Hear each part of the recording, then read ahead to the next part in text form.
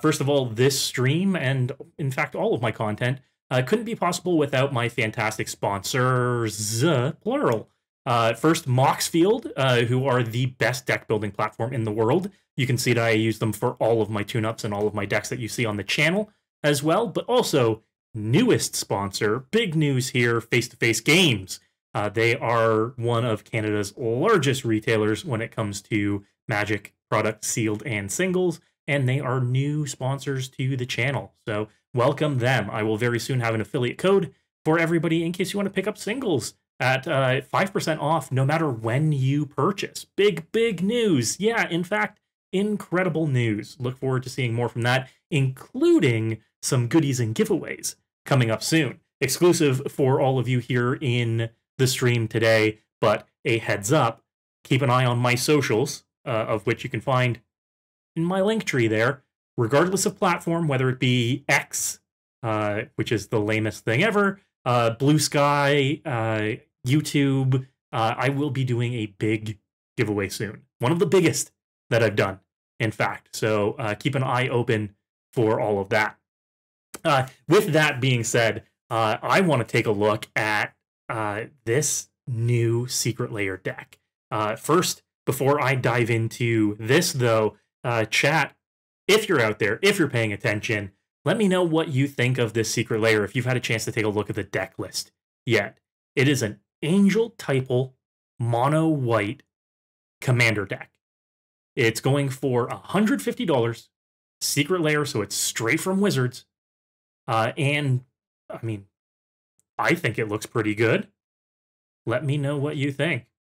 Woodland Deckhouse, thanks for coming out, friend. Yeah, had no idea that it was a whole deck. Yes, Wizards has done this once before with the Heads I Win, Tails You Lose commander deck. And this one is a whole frickin' deck. All right, this is 100 cards with a bunch of alternate arts, too.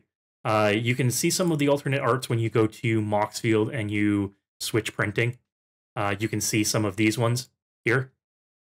These are some of the fancy new arts that you'll get for a couple of the cards within the list. Really cool art. If this is your thing, and if angels are your thing, this one's 100% a pickup.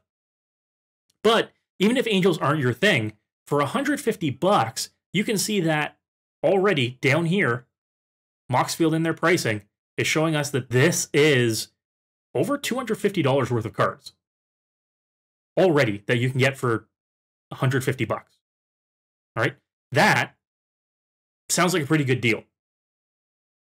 All right, the fact that it's 100 cards and has $250 worth of value to it, that's pretty okay. Okay, there are a lot of good building blocks in here. The downside is that, unlike with Heads I Win, Tails You Lose, this is just white cards. White and artifact cards. That's all.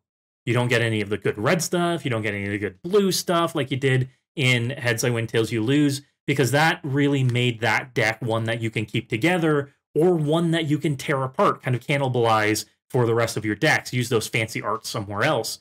This one, some of the money in this deck isn't exactly going to go far in some of your other brews. It's a big downside here is that unless you're building more white decks, this one's not going to be stretched as far as the other Secret Lair deck was. Now, with that being said, I want to break down where some of the value is in this deck and where, ideally, you're going to get pieces that you can use in other decks. All right? Now, with this being $250 worth of value, I've pulled up the pricing here on Moxfield for all of these cards individually, and you can see that this isn't something like a high average value deck. There are a couple of cards in here that are worth $2 to $5, but a lot of the value is on specific cards. You've got a few cards that are worth $20, $30, and we should be looking at that and taking that with a grain of salt when we look at this value. All right, I don't want to say the entire deck is worth $250. Probably if you wanted the good cards out of this deck, you could pay $150 and pick up those cards in singles. If you're paying the $150, you want it for the variant art, and you want it for some of the white cards in here. All right? So let's take a look at where a lot of the value lies in this deck. First and foremost is All-Star Serra Ascendant. Okay? Serra Ascendant, $16. And you're getting that in this deck. Serra Ascendant, yeah, Mr. B, this is the Secret Lair Precon Angels. They're just like us, something, something, something. And right now we're breaking down where a lot of the value in this deck is centered. Because a lot of people have reached out to me and said, Chris, is this worth picking up? It's $150 from Wizards. It's $250 worth of value.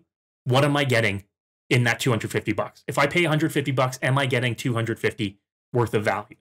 You're getting $250 worth of cards, but are those cards that you want? All right. And the first big one that we're looking at here is Serra Ascendant. Serra Ascendant is a good card. All right. Plain and simple. Serra Ascendant is a fantastic card that sees a lot of play in just about every deck that features white and at high power levels too. Serra Ascendant is one of those creatures that you will see in CEDH. Because if you've got 30 or more life, which you happen to have in Commander, it's a 6/6 flying lifelinker for 1 mana. Note that it's not an angel, so it doesn't necessarily fit the theme of this deck. It's a human monk, but it is a really good human monk. And with the life gain sub-theme in this deck, chances are it's going to be a 6/6 flyer with lifelink for 1 mana. That's a good card. Always a good card. Okay. Bishop of Wings is a $5 card, which is surprising because, I mean, it's not a card that you see a lot of. But it's angel typal. It's expensive, quote unquote expensive, because it's got angel synergies. Here, whenever an angel you control dies, you create a 1/1 white spirit with flying. Whenever an angel enters the battlefield under your control, which will be happening a lot in this deck, you gain 4 life. Not bad. Would I go out of my way to buy this in order to get this card? Your LGS probably has dozens of these lying in bulk. So keep that in mind. The next really big one here, and I'm only going to call out the ones that are $5 and above, but the next big one here is Archangel of Tithes. I don't know about you, but I remember when Magic Origins came out, and I traded for a playset of Archangel of Tithes. Because I saw it and I said, this is good. This is going to be good in no matter what format you play it in, and guess what? It ended up being really good in Commander. I don't see it played often enough because it has these 3 white pips to it, meaning you are likely only going to see it in mono-white decks. But in mono-white decks, it's real good. It is essentially another Ghostly Prison. It prevents people from attacking you or planeswalkers you control. But if it's attacking, your opponents can't block unless they pay 1 for each blocking creature. It's real good. One of the reasons why I remember that when this came out and trading for it is because this came out right around the time of the first Modern Masters set. And I traded a Karn Liberated for 4 Archangel of Tithes. I held on to those Archangel of Tithes, and it is paying off to this day because Karn Liberated is worth fat nothing right now. But it's a good card, and in this deck, I mean, it's a good card.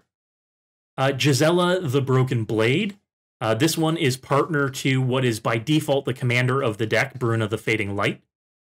And this one is right now $16, almost $17 for good reason. This is a good keyword soup creature. What I mean by that is that it's a 4/3 with flying, first strike, and lifelink. That's real good. And this is a card that has been expensive since it was printed because it is just good value. A 4/3 flying, first strike, lifelinker for 4 mana. Good.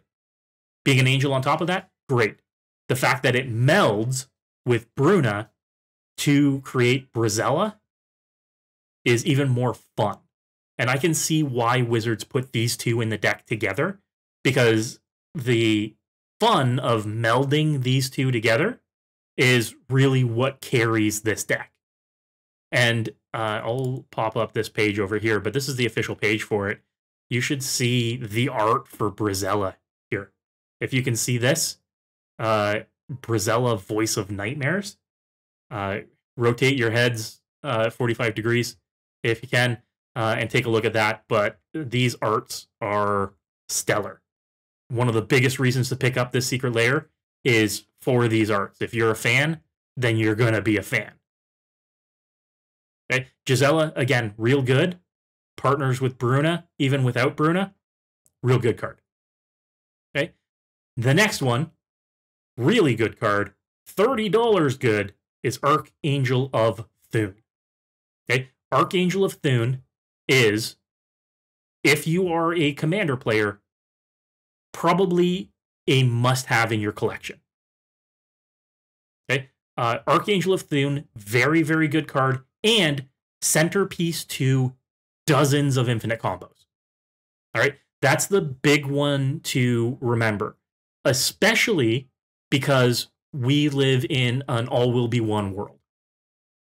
So putting counters on stuff is real good. Okay, Archangel of Thune combos with a bunch of creatures, a bunch of cards like Heliod, Suncrown, in order to do the infinite loops with life gain and +1/+1 counters. So this one is a really good one and is only going up in terms of price until it sees a significant reprint. Okay, the last reprint was Iconic Masters at this point. I believe that's what that is. Yes, Iconic Masters. And if we take a look at the price history on this one, only going up. So the fact that they're reprinting it in this Secret Lair deck is real good. It's worth picking up. All right. Now, I want to address this little elephant in the room, Ardent Angel. Ardent Angel is a very, very special card. And that is because this is a card that has never been reprinted before. All right. Ardent Angel was a promo card for the Dreamcast Magic game that came out. Okay, this was in the box for it. It was the promo that came with the game, and this is the first time that it is ever being reprinted. I want to make sure that that's true. Yes, right. Sega Dreamcast cards. So this is the first time it's ever being reprinted. The reason why it doesn't have a pricing in Moxfield is because nobody knows how much it's going to go for. Again, this is the first time it's ever been reprinted outside of that promo, making it a very rare card to begin with. And now that we can get our hands on a copy as regular players through unconventional means here, is big. This one is potentially the most expensive card in the deck. So keep your eyes out open for this. And keep in mind that this $250 value for $150 cost doesn't include the price of this Ardent Angel. Ardent Angel might be, as far as we know, a $150 card.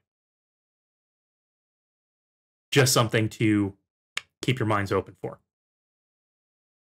Before we take a look at the rest of the value in the deck, if you're out there and if you're listening, if you aren't following the channel yet, hit that follow button, because we will be doing more of these, I promise you. And as I mentioned at the outset, going to be doing some big giveaways coming up soon thanks to our new sponsor, Face to Face Games. So make sure to hit all those good buttons, including heading over to the Discord and joining there, where we do a ton of brewing, talk about the latest Magic sets. We've been doing some talk about the new Wilds of Eldraine lore too. So come over and hang out. And thank you all for being here. All right. Now, looking at the rest of the value in the deck, sorceries and instants are really light in this deck. That's something that I want to address when we're looking at the tune-up here, is the instants and sorceries. Because these are all right, but they lack a very central function. here, and we'll address that when we look at the tune-up. But then we get down into artifacts, and artifacts are perhaps the most important part of this deck if you're looking to pick it up in order to break it apart. Because the artifacts are where you're going to use these cards the most in other decks. Okay, and there are 3-ish cards in here that are very, very important. Oh, is the Discord link broken? My bad. Let me update that one for you. Right here. It's been a while since I've used it. Blammo. There's a new Discord link for everybody if you want to join the Discord, hang out, and chat in there. Doing some brewing in the Discord. All right. So again, the artifacts are where we're going to see the most value if you're looking at breaking this deck apart. Because these are going to be the most versatile uses. Starting with Commander's Plate. Commander's Plate is a $30 card, and in my opinion, worth every penny. All right. Commander's Plate being a 1-drop artifact, equipped creature, equipment. Equipped creature gets +3/+3, has protection from each color that's not in your commander's color identity. This one is really, really good in anything and for anything that you want to be attacking with your commander. If you are in a 0, 1, or 2 color identity deck, or you're working with partner commanders that each have 2 color identities to them,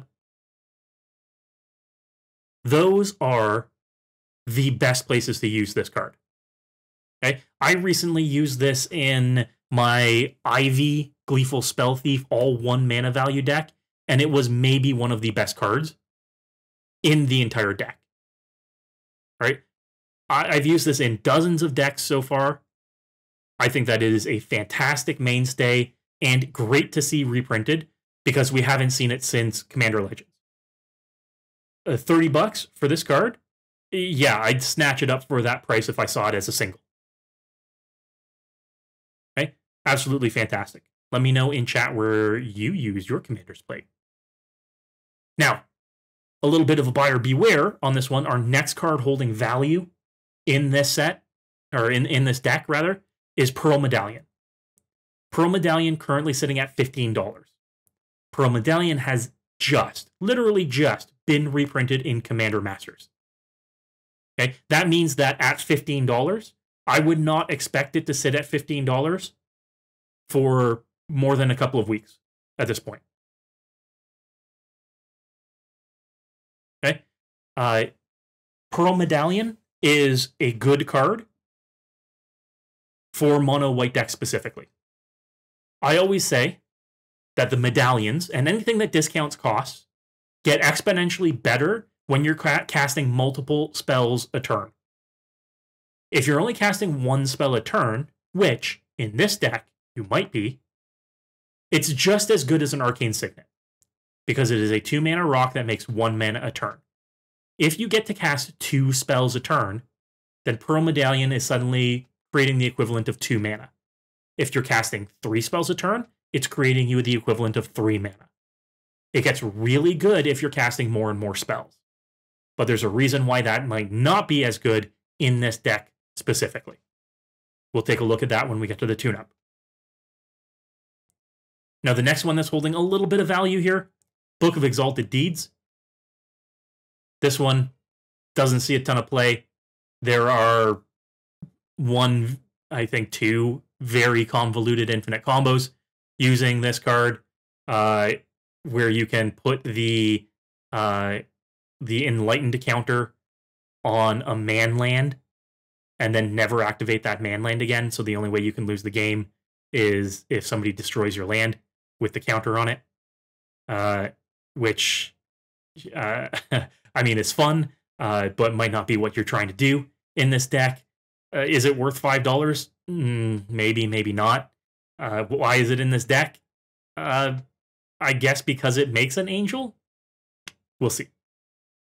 All right. Or because it makes angels at the end of your turn if you've created gained 3 or more life? Sure. Now, the other one that's holding a lot of value and continues to hold a lot of value is Urza's Incubator. Now, Urza's Incubator was reprinted earlier this year in Dominaria Remastered.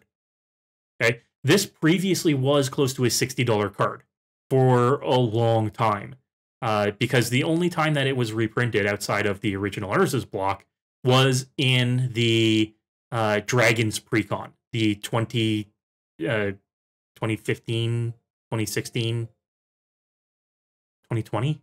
No. 2019? C19? Commander Precon. The Dragon Precon. However, we're seeing it reprinted again now, and it's dropped to $16. I'm surprised to see it holding steady at $16 because it really does fit in every typal deck that you can get your hands on. I think with the Eldrazi deck precon from Commander Masters and the Sliver precon from Commander Masters, Urza's Incubator is something that is in high demand, but that might not be the case forever. Again, I don't think that it's worth buying this deck to get a card like this, but it's worth having a card like this. Again, I like this in just about every typal deck that you can run. Okay, and then we get to our lands, and there are two lands in particular that are holding some value here, and that is Emeria the Sky Ruin. This is, if you control 7 or more planes, you may return target creature card from your graveyard to the battlefield at the beginning of your upkeep. Again, great for a mono-white deck, very little use elsewhere. However, it sees play in every mono-white deck. This is one of those, if you're playing mono-white, you play this card, which is one of the reasons why it's holding this value. Now, however, this one hasn't been reprinted in a while. You can see that this hasn't been reprinted since C15 at this point. So seeing this back in rotation is definitely great to see. And then the big one of the big ones, is Nykthos, Shrine to Nyx, another staple for mono-colored decks. This one is your big mana accelerator for decks that can't generate a lot of mana on their own. This is a $30 card. We have not seen a significant reprint for it. If you can get your hands on this as a single, get your hands on it as a single. It's never going to not have a home. But if you don't have one of these yet, then it's absolutely worth entertaining buying this entire Secret Lair deck in order to get one of these.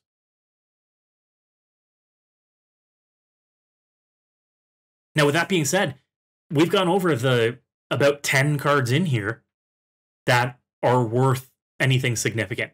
Everything else in here is a buck or two.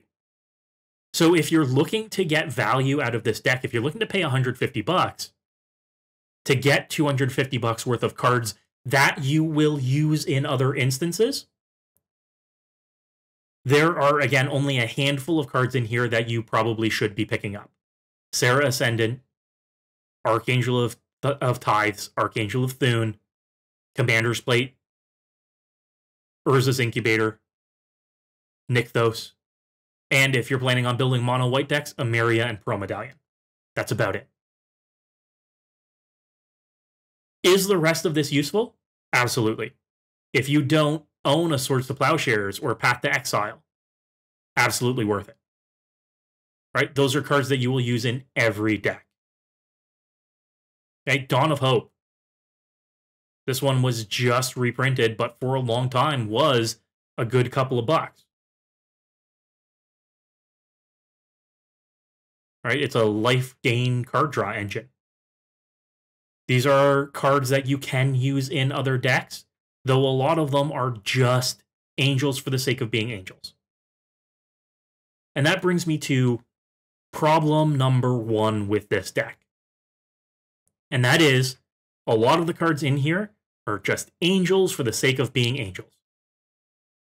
We have a life gain sub-theme in here, but you can see there's a problem with angels the same as there's a problem with dragons. And that is, they cost a buttload of mana. Okay, the average mana value of this deck is 3.5, which is around a full half point more than I would encourage in most decks. The reason why it's only 3.5 is because your instants, sorceries, enchantments, and artifacts don't cap out as heavy as your creatures do. You can see that a full 50% of your creatures cost 5 mana or more. Okay, that is not a good thing from a gameplay standpoint. There's not a lot of mana ramp in this deck. Okay, there is some mana ramp in this deck, but there's not a lot. You're really hoping to go turns 1, 2, 3 with some ramp. Right? You're really hoping to go turns 1, 2, 3 with something like a Giada that creates mana. Or a Righteous Valkyrie. But a lot of these aren't helping you, A, draw cards, B, ramp to cast these big creatures. So if I were to tune up this deck, the first thing I would do is take a look at these angels and start trimming down to the ones where they either discount themselves, like Sephara, which you can pay 1 mana for, or the ones that have really good abilities. Sunblast Angel, acting as a Wrath on a stick. Really good. Angel of Destiny, acting as a potential win con. Really good. Okay, these are some of the ones that we want to keep in the deck. But things like Thalia's Lancers, which is a tutor on a body for a legendary creature. Sure, that can help you go get Gisela to pair with your Bruna. But otherwise, it's a 4/4 first striker. It technically draws you a card, but how many legendary creatures are in here? We've got Giada, we've got Gisela, and we've got Sephara. That's it. So Thalia's Lancers are acting as a tutor for 3 cards. Right? I mean, our commander is a 7-mana commander. We really have to have a good opening grip in this deck to actually do anything. It's entirely possible that we draw a grip and we've got 3 lands and 4 cards that we can't cast for 3 or 4 turns. And we really have to cross our fingers that we're going to draw into more land. The curve of this deck is wacky. Check out how many 6 and 7 drops we have in here. So if you're tuning up this deck, cut some of those out. Okay, Angel of the Ruins, good card. Plane cycling is what it's here for, first and foremost. Okay, Ameria Shepherd, decent, but is it 7 mana decent? It's 7 mana and then every land you play reanimates something? But what are the chances that you are playing land after you've hit 7 mana in this deck? Few and far between. Hey, Nathan, thank you for the follow, buddy. Talking about the Angels deck, the Angels Secret Lair deck. Just going through some of my tweaks and tunes for it. Yeah, Arctic, you were going to recommend adding another 7 mana Angel to it? Yeah, fantastic. That is exactly what we want to be doing here, buddy. No, again, ideally we want to be cutting out some of these high mana value angels. There is some stuff that makes these angels easier to cast, like we mentioned, Urza's Incubator, great one. Okay, Pearl Medallion, fantastic, but better if you're casting more than 1 spell a turn. But apart from that, we've got our regular mana rocks in here, and in no greater an intensity than we would see in any other deck. So I think that the mana curve is high here. Now, there is an alternative that I would recommend if we are keeping in these haymakers, and that is potentially that we move Giada to the command zone. All right. Now, Giada was printed in New Capenna and is maybe one of the best angel typal commanders we've ever seen. The fact that she is not in the command zone, but is in the deck, shows us that this is a very, very easy pivot. And if you watch my pre-con tune-ups, you know that I love pivots. Okay? This one is a 2/2 for 2, Flying Vigilance. Each other angel enters the battlefield with a +1/+1 counter on it for each angel you already control. And is a mana rock in the command zone. Okay? I think that this one is probably what you want to be doing if you want a smoother experience here. Now, am I killing the fun by saying you don't want to do the Bruna Gisela meld in this deck? Not at all. Those two are perfectly fine in the 99 here. If that's the case, then yes, keep in something like Thalia's Lancers that acts as a tutor to pull these pieces out. But otherwise, if you want to speed up the deck and you want to make it to these 5, 6, and 7 mana value creatures, Giada is where you want to do it. Because, another thing, at 7 mana, you're likely only casting Bruna once a game.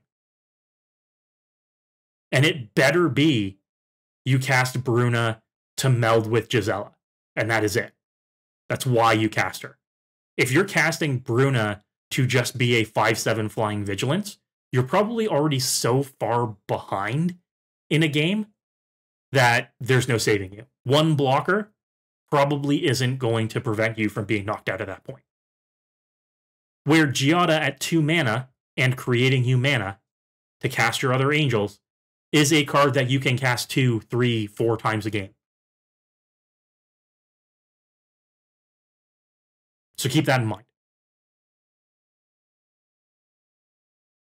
Okay. Now, when looking at our mana values in this deck, our mana curve in this deck, and how we are generating mana in this deck, I think that there are some fantastic recommendations out there for how to improve the ramp in this deck.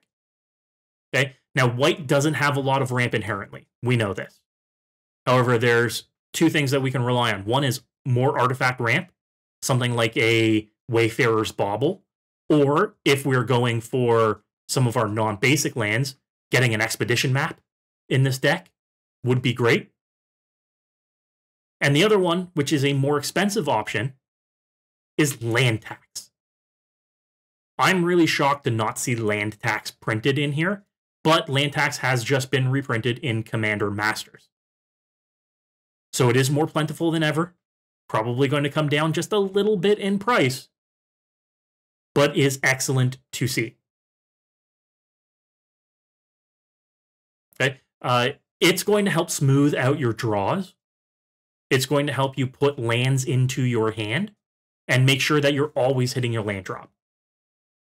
Because our ramp does not come in the form of land ramp.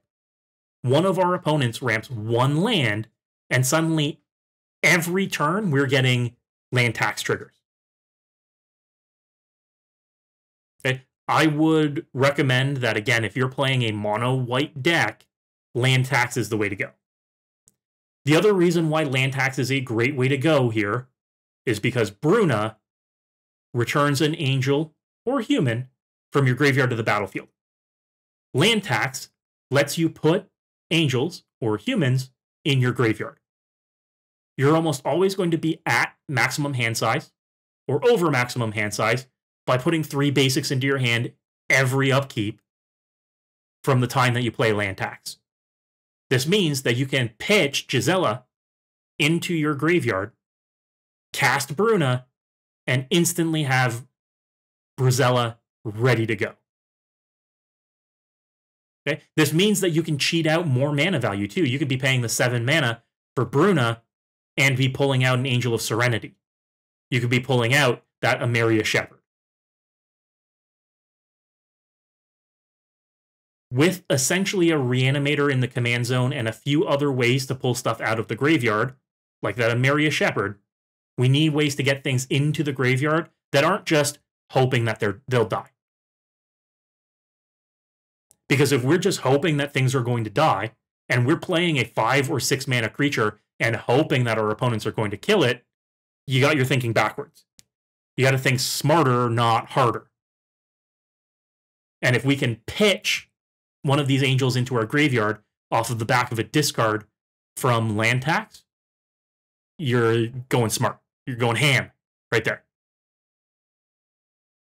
Okay, so all things to think about. Land tax, not the least expensive card. Let's see how much it is right now. Land tax, currently $19, which is almost half of what it once was. So keep that in mind. Okay, so land tax, a good pickup right now. And if you're looking to upgrade this deck, absolutely should be an include.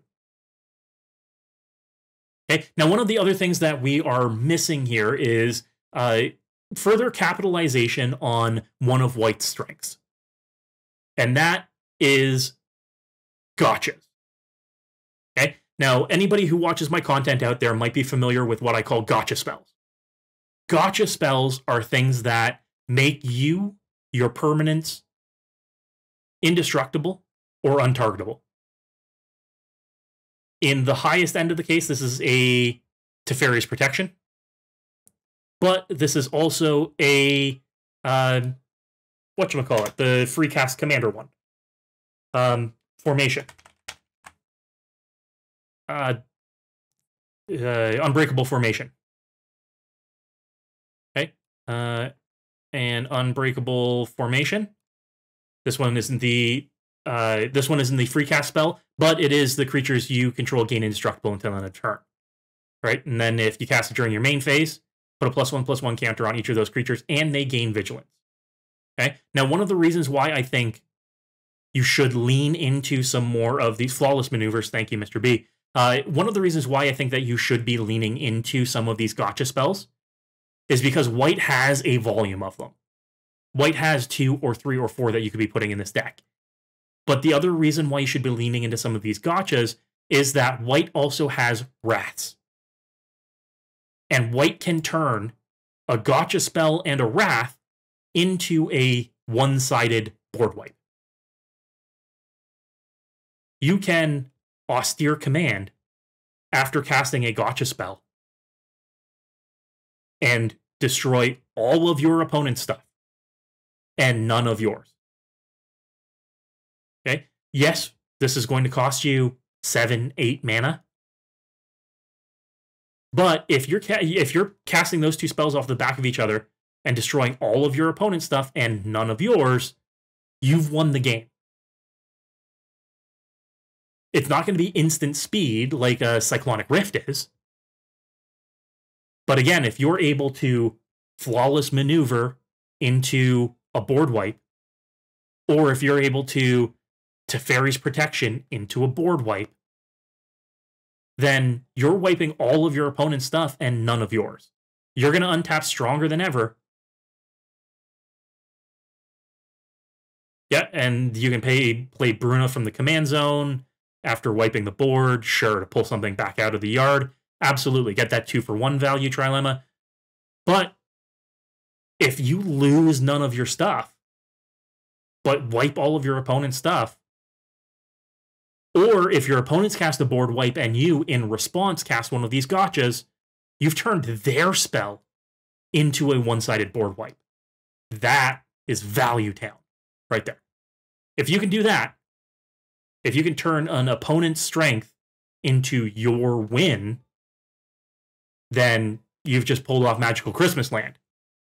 That's going to be win zone for you. So keep that in mind. I think that we should find room in here for a couple of those. Again, we've got Unbreakable Formation, Flawless Maneuvers, Teferi's Protection, if you want to go higher end on that one. What is Teferi's Protection? Right now, price-wise. $18. Right? So another upgrade card. Higher priced. But definitely one that has an upside to it.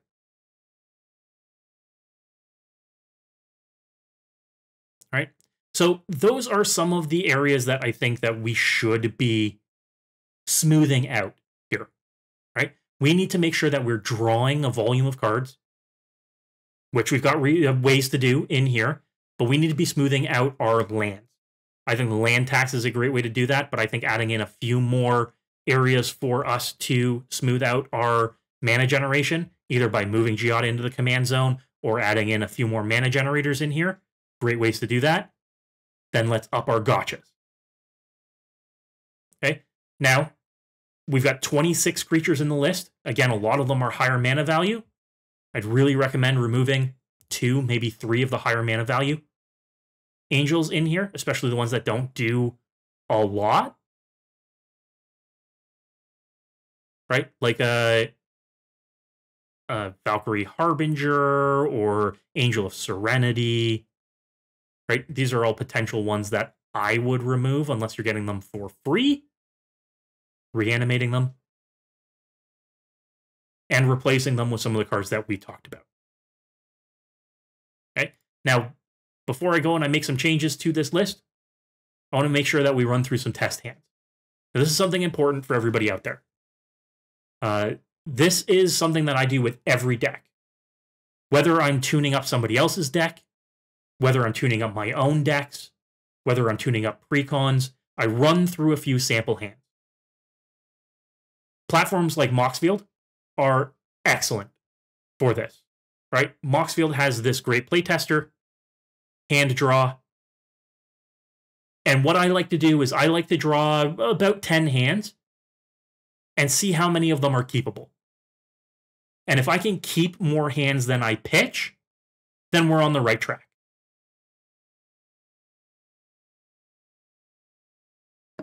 Okay, now for instance, this opening hand, 1 land and a marble diamond, I'm not keeping that.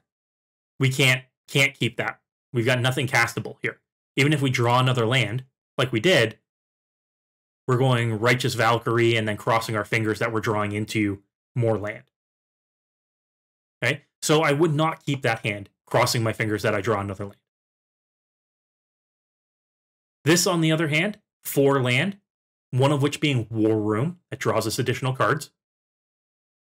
But I'm not casting anything until turn 4 at the earliest. Remember, we've got a 7 mana commander. There's no way that I'm casting that. If I had Giada in the command zone, 100%, because that means I've got a turn 3 Gisela. A turn 3 Gisela that has a +1/+1 counter on it. Okay, that would be a keepable hand. This, with Bruna in the command zone, probably not keepable either. Let me know in chat if you feel hands like this are keepable. Would you risk it for the biscuit? Let me know. Okay, on to the next hand. Here we've got 2 lands, Griffinary, Urza's Incubator, Bishop of Wings. We've got some castable stuff here. And if by turn 3 we draw into another land, this Urza's Incubator coming down means that we are probably able to cast any angel in our deck. That's pretty all right. This is one where, you know, even while I'm waiting to draw that 3rd land, I have castable stuff here. Castables are also definitely synergistic as well. This is a hand that I would probably keep right here.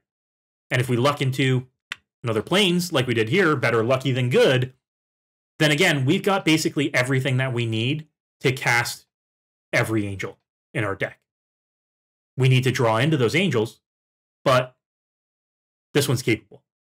So out of 3 hands, we've got 1.5 keepable hands. Again, last hand was keepable if Giada was in our command zone.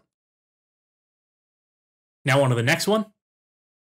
Here we have 5 lands, 2 of which enter the battlefield, 3 of which enter the battlefield tapped, 1 of which being Karoo,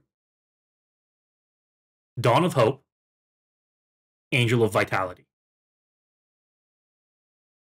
This one's iffy. What do you think out there?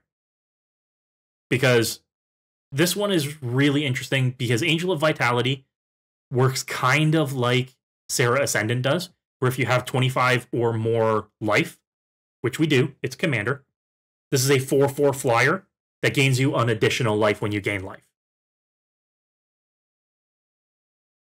Okay, I think that this one is interesting. The Path of Ancestry definitely makes it a little bit more worth our while. But keep in mind that Karoo is setting us back a turn. We essentially want to be casting something on turns 2 and 3. Can we risk 3 tap lands on this? The Path of Ancestry probably isn't coming down. Unless it's turn 1. Yeah, potentially we could cast it turn 1. Or play it turn 1. Yeah, if we go Path of Ancestry, Plains, Dawn of Hope, War Room, Angel of Vitality, then we're getting a free scry off of that. And we've got a 4/4 flyer. I think that's okay. This is probably keepable. Yeah, Trilemma, I agree with you. The Karoo probably doesn't hit until later. The other thing that's a little bit wonky here is that Ameria really wants us to have 7 or more plains. And 4 of our 5 lands are not plains. So this is something that we aren't hitting for turns and turns and turns. Okay, we probably aren't hitting this until turn 11 or 12 in the game. That's a bit disappointing to see. It's basically a bad tap land. But, again, this one's probably keepable. Unfortunately, this one is stone unkeepable with no lands, despite having some banger cards in it. Swords to Plowshares, Soul Ring, Vanquisher's Banner, all great cards. The problem is, we've got nothing to cast them with.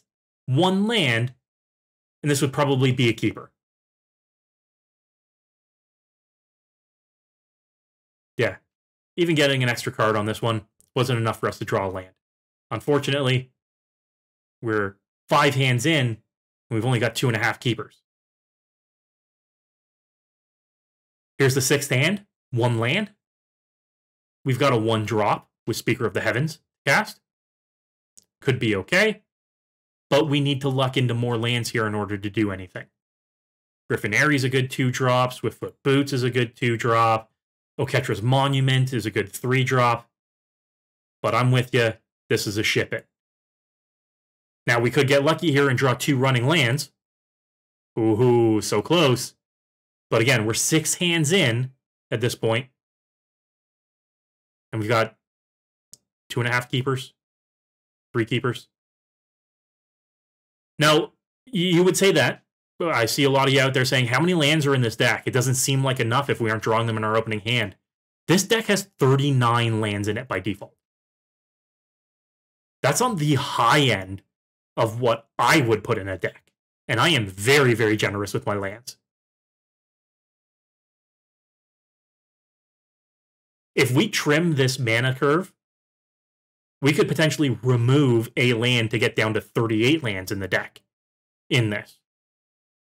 But 39 should be enough, scientifically, mathematically, should be enough for us to draw enough in our opening hand to cast spells. The problem is, we don't have a lot of spells that are castable before turn 4. Okay, the majority of our artifacts are castable before turn 4. We've got 6 creatures that are castable before turn 4. And we've got 2 enchantments that are castable before turn 4.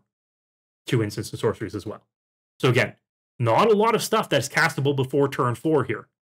Meaning, we should ideally be looking for 4 lands in our hand to keep a hand. Or 3 lands and hoping that we draw into a 4th. That's keepable for this deck. Okay, we're going to draw 2 more hands. And unless we get more keepers here, then this is a deck that we really have to start tuning up. Here we go. This one, Snapkeep. All right, we got 4 lands. Soul Ring, Mazemind Tome. This one, real good. Real good. Because as we futz around with some of our ATB tapped lands here, we could be using Mazemind Tome to draw cards, fill up our hand. We could be dropping a Johnny, starting to plus him. I think this one's a snap keep. That turn 1 Soul Ring, real good. Hey, well, welcome, Soul. Thanks for coming out. Make sure to hit that follow button if you haven't yet. But I'll make sure to post this up on YouTube in the next couple of days, too, in case you missed the beginning of this. Yeah, who'd have thought that Soul Ring makes a hand keepable? But here it definitely does. Okay, in this deck, I mean, like, look, we're guaranteed to hit 6 drops. Okay, and that's where we want to be in this deck. Like I said, 4 lands or 3 lands and maybe a rock is where we want to be in our openers. Here, whew, we've got 2 lands, Lightning Greaves, 3 6-drops, and a 7-drop. This is what I was talking about with the mana curve, guys. This is exactly what I was talking about earlier when I said that the majority of hands you're going to see here are going to be half uncastable. Okay? Think about it this way. And I want to really enforce this with you because you got to think about this when you're building your decks too. You're only casting one of these spells a turn. Meaning, if you're keeping a hand with 3 6-drops in it, that's your turn 6, 7, and 8 accounted for. Okay? Not only can you not cast them with what you see here, the information that you have here, but you're going to be taking 3 turns to cast 3 spells. This is not something where you get to go 2 spells a turn. You're never going to have 12 mana in this deck. Okay, unless you've gone completely buck wild, the next several cards that we draw are lands and low mana value spells, and then we luck into a Nykthos and we start making a butt ton of mana. Chances are, this is your turn 6, 7, 8.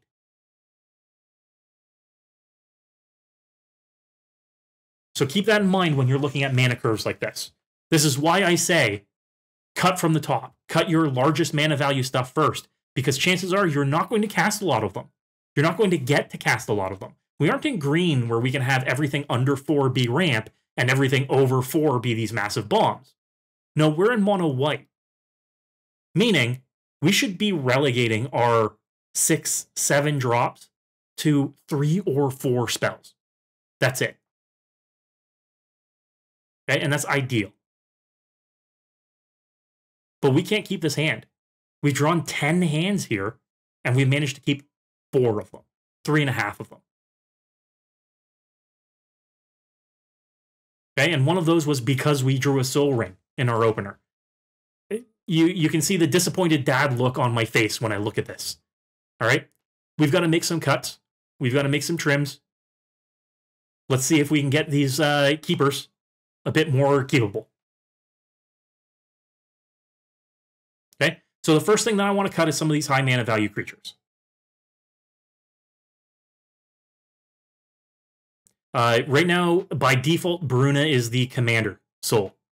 I've talked about moving Giada into the command zone, which I think might be one of the first moves that I make.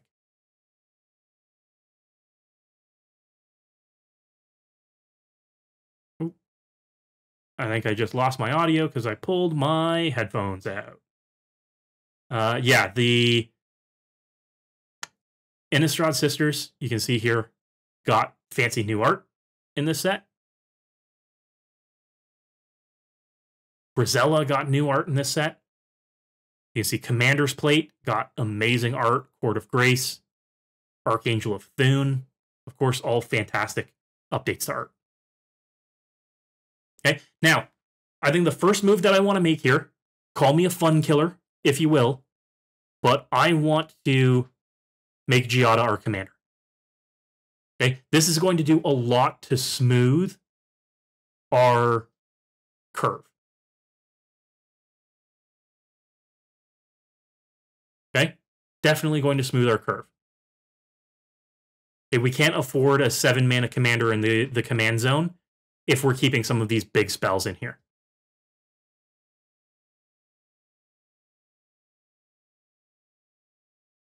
All right. Now, I want to make sure that... Did Bruna get removed?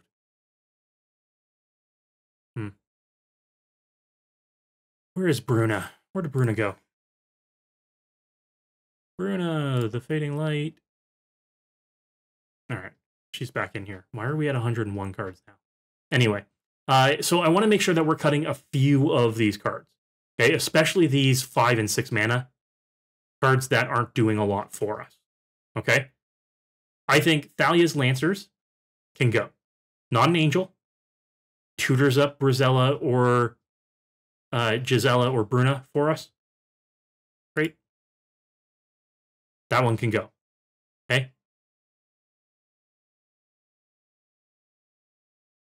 Let's see. I think Nykthos Paragon. While we do have life gain synergies in the deck, this is something that only triggers once per turn.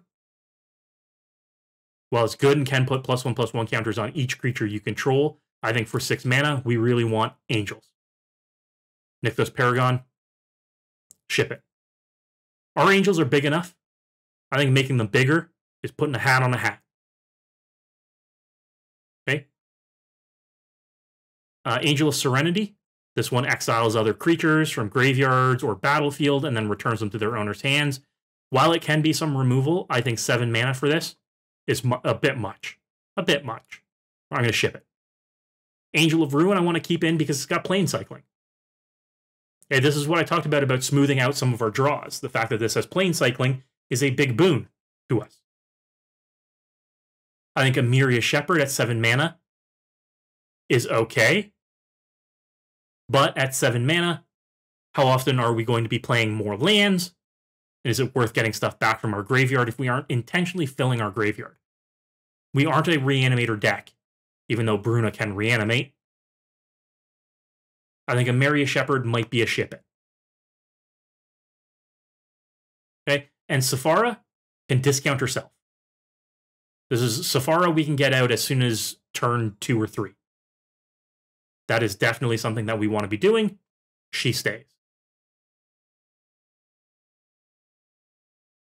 All right. Ardent Angel, again, it's unique to this deck. It's cute, but it's inconsistent for what is essentially a bad recurring Sarah Angel. Potentially recurring Sarah Angel. I'm going to cut it. Right? Apart from that, I think that we're good. Archangel of Thune is a strictly better Nykthos Paragon. And it's already in the deck, and it costs less from a mana value standpoint, and is an angel. I think 21 creatures in this deck is plenty. Especially because we want to be leaning into letting our creatures stick around more. So one of the first things that I want to make sure that we're adding back in is those gotcha spells, right? I want Unbreakable Formation, Unbreakable Kimmy Schmidt. I want Flawless Maneuver, Flawless Man, just like me. Because these are things that we can combine with some of the board wipes that we have in here in order to make sure that we're turning these into one-sided board wipes.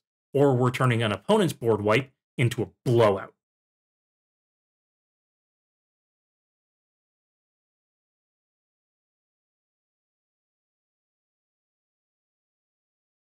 Okay. Semester's End or Eerie Interlude, any of those targeted creatures blink stuff, absolutely works. Absolutely works. Okay. These two I like the best because, again, we can use them offensively or defensively. Unbreakable Formation, if we cast it during our main phase, everything gains vigilance and we put a +1/+1 counter on everything. Great. Flawless Maneuver can cast for free. Again, all great. Luminarch Ascension, not in the deck. No. Luminarch Ascension, notable, good card, though. Something that we want to keep in mind. Now, in terms of other cuts from here, I think Entreat the Angels is all right, but Entreat the Angels is one of those cards that you really want to see as late as something else. You want to see Entreat the Angels. At the same time, you want to be seeing a Dawnbreak Reclaimer or a Breathkeeper Seraph. You really want 6 mana in order to make this work. Right? You really want 4 mana in order to make this work. But if you draw this naturally and can't miracle it for whatever reason, you're boned. And that is the biggest feel bad that you ever get. Because casting this for its actual casting cost, balls. All right? Complete bollocks. I prefer Decree of Justice over this. Okay? Decree of Justice,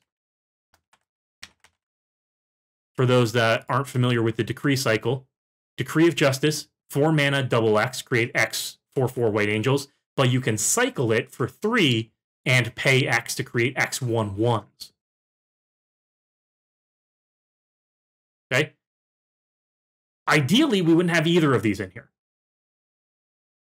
Okay? I don't particularly like either of them. Entreat the Angels is going to create some good situations where you love to see this. You rip it from the top and you make 6 angels. Great.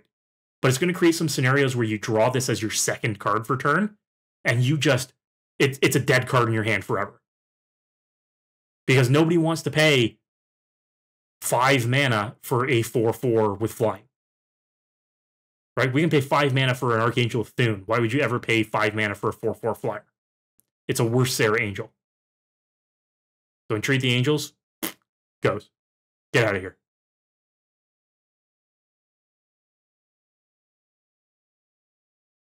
Okay? What we want to add in, like I mentioned, is land tax. Land tax, good card, smooths out your land draws, comes down early. Okay? Real good.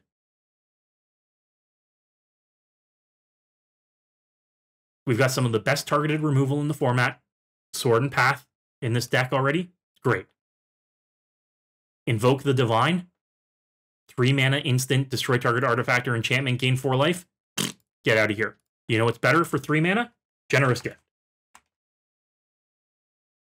Generous Gift destroys anything in exchange for a 3/3 elephant token. You know what blocks a 3/3 elephant token pretty well? Angels. A Generous Gift hits anything. Sure, it doesn't gain you life. There is a small life gain theme in this deck, but you got more than enough ways to regularly gain life that we don't need to include bottom of the barrel removal in order to enable it. Okay? Now we want to put in things like Expedition Map. And that's because we want to go search up some of these really good non-basic lands that we have. We want to go get a Nykthos. We want to go get a War Room for card draw. Right? These are things that we want to be searching up. Okay, and I mentioned if we bring down the mana curve, we can get rid of a land. This Karoo goes. Get out of here, Karoo. Go Karoo yourself. All right? And maybe Wayfarer's Bauble comes in. A great way for us to ramp in these early turns where we're probably not doing a lot. Because again, it's going to be turn 4 before we're casting the majority of our deck. Okay, this leaves us with some pretty good stuff in here. This leaves us with some good ways to draw cards, some good ways to gain life. I would really like to see Shadow Spear in here. Okay? It plays into a few things. Shadow Spear plays into our life gain elements, giving the equipped creature trample and lifelink, but also makes our opponent's creatures lose hexproof and indestructible until end of turn. This is really important because our best removal is targeted, or we're trying to blow out our opponents. So even if Shadow Spear isn't equipped to a creature, you can pay 1 mana and suddenly boots don't matter anymore. If they've got Swifties on, if they've got Lightning Greaves on, you can pay 1 mana and suddenly that Swords hits everything in the world. Shadow Spear was just reprinted as well as one of the reprints in Tales of Middle-earth. But it hasn't affected the price too much. It's definitely lower than it was, but I think makes a good add to this deck, especially because it comes down early. You can play around, play political with Shadow Spear and your opponents as well. Hey, you've got removal for your opponent's big thing. Do you want to pay 1 to make it lose hexproof? Great. Excellent. Okay, and here we've brought that mana curve down from 3.5 to 3.2. Still on the high side, but we know that a couple of these creatures discount their own mana values. Right? Sephara isn't a 7 mana spell. Sephara is a 1 mana spell. Okay, we're casting some of these 3-mana spells for free. Okay, so that makes this a little bit more tolerable. Let's go back to our sample hands and see if we can draw some more sample hands to see what we're working with here. This doesn't look great as the first hand that is showing us. Oh yeah, Mr. B, we got more than enough flyers. We'll take a look here. But this does not look great as a starting hand. This is a starting hand where the first thing that we're casting is on turn 3, and it's a Book of Exalted Deeds. This is 5 planes, Cosmos Elixir, and Book of Exalted Deeds. Yeah, Trilemma, the Pearl Medallion is in here by default. It is in the base list. Okay, so yeah, not a great starting hand, but let's try again. Oh, you love to see it. Soul Ring Snapkeep. All right, this is never punished because this is planes to Soul Ring to Endless Atlas on turn 1. And then from turn 3 onwards, you're using that Soul Ring and Endless Atlas to draw card after card after card. We are in the money with this hand. This is probably best case scenario. Okay, next up, 2 lands and a rock. Okay, then we've got 4 drops, 5 drops, 7 drops, Unbreakable Formation to give our stuff indestructible. You know, I think that this is pretty all right. We really need to luck into 1 more land here, but ideally we have 3 turns to do that. So let's see if we hit 1 more land in 3 turns. There you go. Never losing. Never lose. Right here, this is turn 4, or turn 3 at Johnny, which we can start ticking up. Right? Or ticking down and making a Johnny's Pride Mates.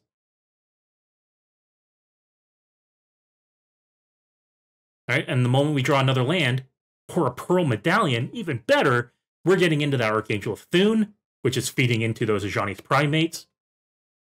And if that Archangel of Thune is ever threatened, we can Unbreakable Formation. Or we can let it go to the yard and eventually cast Bruna, bring it right back. Yeah, we did drop down to 38 lands, but yes, 38 lands is mathematically where you want to be.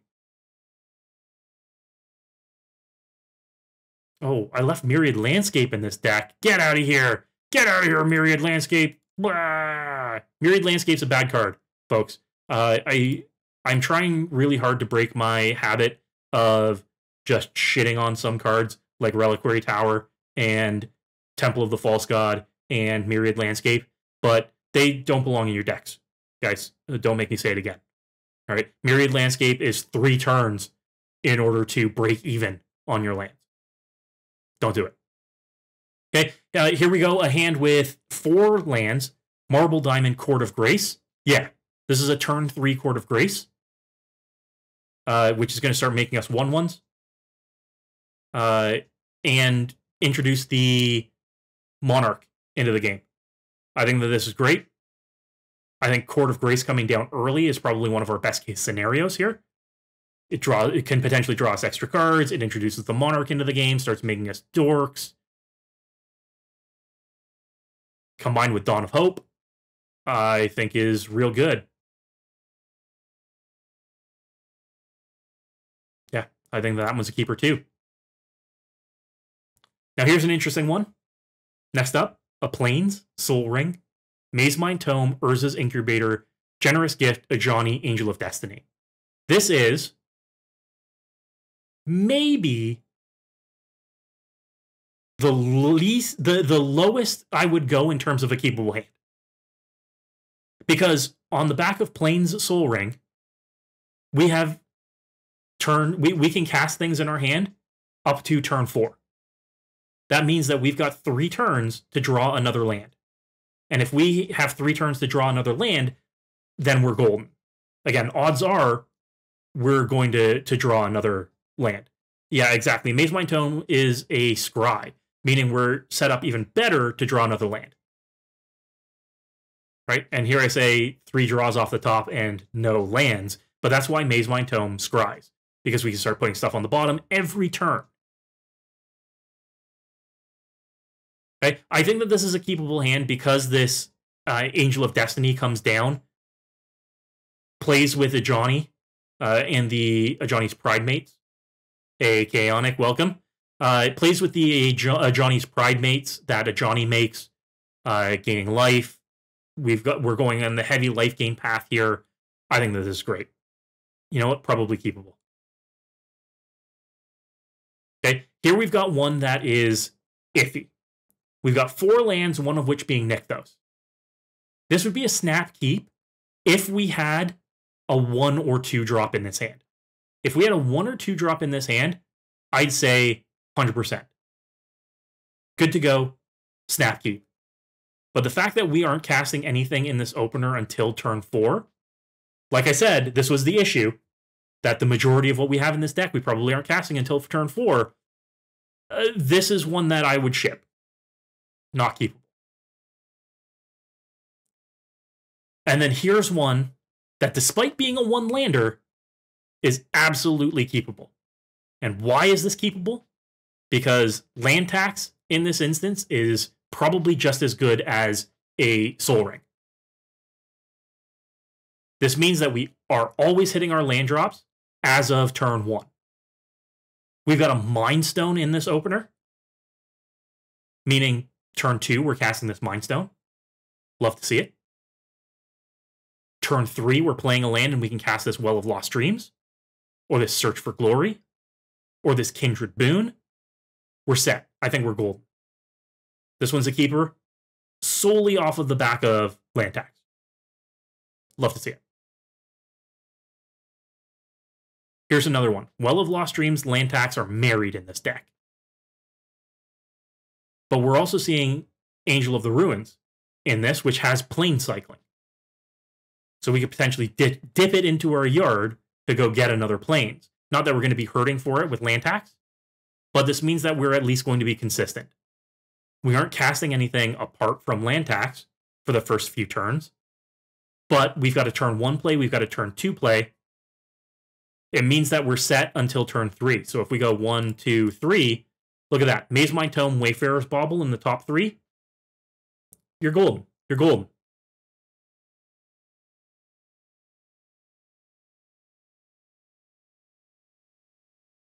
I think you have to draw when you see a hand with a land tax to account for if you are playing first.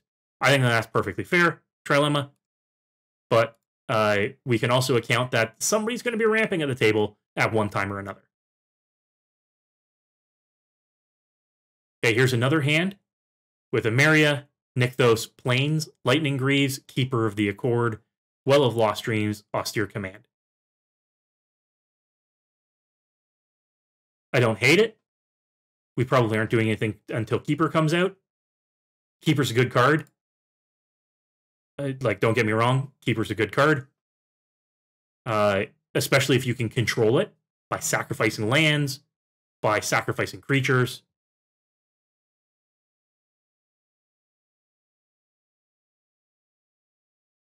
What happened to the hand? Did I lose that hand? Spaced out for a second. Anyway, next hand up, land tax, 2 land. Flawless Maneuver, Search for Glory, Archangel of Tithes. I think that this one's on the verge of keepable. Again, we're not casting Flawless Maneuver on turn 3. This is one that we're holding in our hands. We do have to remember, and I've been spacing on this as well, but Giada is in our command zone. Remember that we made that change. We always have a 2-drop in this instance, which I think makes a big difference to making a lot of these hands keepable. All right. What are you finding with Search for Glory? You're probably finding Brizella or Gisela or Bruna. You're finding one half or the other. That or you're finding Safara. Those are basically the only 3 things that we can find in here. You can find the Book of Exalted Deeds as well. You can find Shadow Spear too. These are all things that are searchable with Search for Glory, because it's a legendary card. We don't have any snow permanents and we don't have any saga cards. So it's just a legendary card. And in this case, it's Oketra's Monument, Book of Exalted Deeds, It's Shadow Spear. These are all some of the legendary cards that aren't necessarily the creatures of Gisela and Bruna.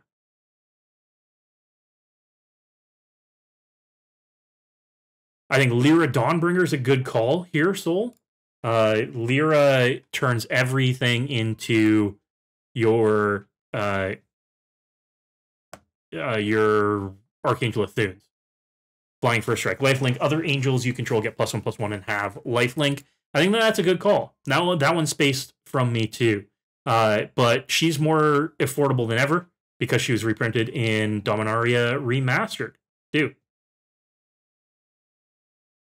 We could put in a few snow planes. We could change all of these planes to snow planes.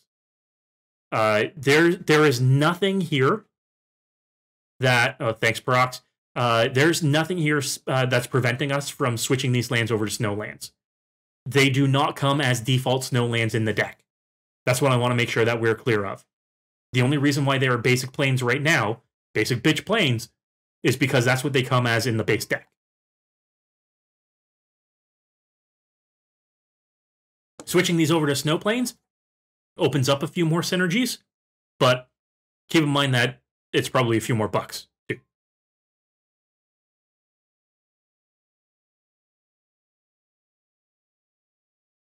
All right. All right. Now, what are we removing for this Lyra Dawnbringer is the question. Are we removing a creature? Are we removing an enchantment? I am tempted to remove something along the lines of one of our board wipes, but it's probably going to be one of our mana items here. Marble Diamond might be able to go because we have Giada in the command zone. Keep in mind that with Giada in the command zone, we always have a 2-mana rock. Right? And Summoning Sickness is just like a permanent coming into play tapped. So that's where I'm going to make this cut. We're going to get rid of this Marble Diamond because we've got Giada in the command zone.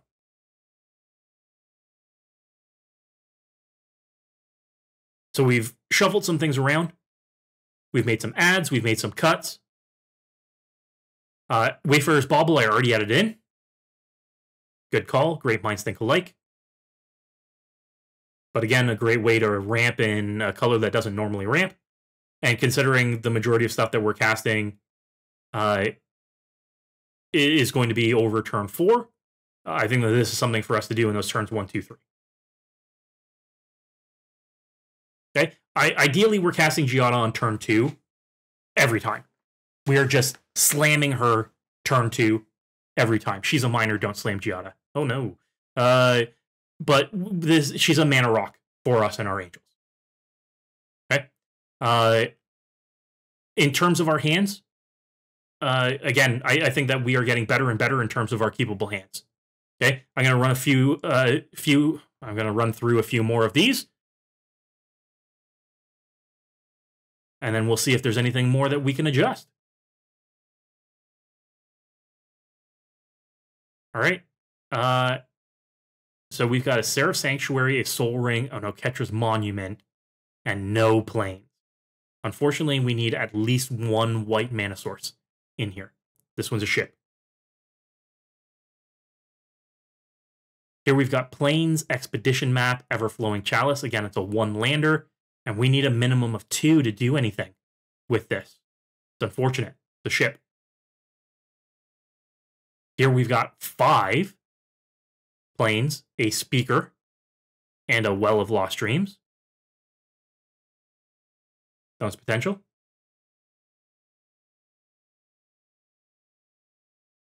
And Trilemma, yes. If we're making the land snow, and we want to do the Book of Exalted Deeds Never Die trick, we would be putting in Faceless Haven, and we would be putting in Mutavault in here.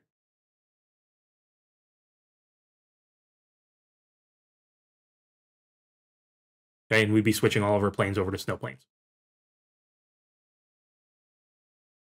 That's if we want a cheesy Never Die combo in here. And I know a lot of you like those combos. That's why you tune in. But it's definitely a possibility.